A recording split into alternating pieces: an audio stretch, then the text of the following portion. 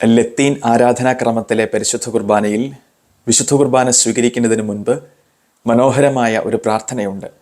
ലോകത്തിൻ്റെ പാപങ്ങൾ നീക്കുന്ന ദൈവത്തിൻ്റെ കുഞ്ഞാടെ ഞങ്ങളിൽ കനിയണമേ. ലോകത്തിൻ്റെ പാപങ്ങൾ നീക്കുന്ന ദൈവത്തിൻ്റെ കുഞ്ഞാടെ ഞങ്ങൾക്ക് സമാധാനം നൽകണമേ. സ്നാപക യോഹന്നാൻ ഈശോയെ ചൂണ്ടിക്കാണിച്ചുകൊണ്ട് ശിഷ്യന്മാരോട് പറയുന്നത് ഇതാ ലോകത്തിൻ്റെ പാപങ്ങൾ നീക്കുന്ന ദൈവത്തിൻ്റെ കുഞ്ഞാട് എന്നാണ്. ആദിമസഭ കൊടിയ മർദ്ദനത്തിൻ്റെ നാളുകളിൽ കൂടി കടന്നുപോയപ്പോൾ വിശ്വാസ സമൂഹത്തിന് കരുത്ത് നൽകിയ തിരിച്ചറിവ് ദൈവത്തിൻ്റെ കുഞ്ഞാടായ ഈശോ എല്ലാ തിന്മകളുടെയും അനീതികളുടെയും മേൽ വിജയം വരിക്കും എന്നുള്ളതായിരുന്നു. അത് വെളിപാട് പുസ്തകം പലയാവർത്തി ദൈവത്തിൻ്റെ കുഞ്ഞാടായി മിശിഹായെ അവതരിപ്പിച്ചുകൊണ്ട് സാക്ഷ്യപ്പെടുത്തുന്നുമുണ്ട്.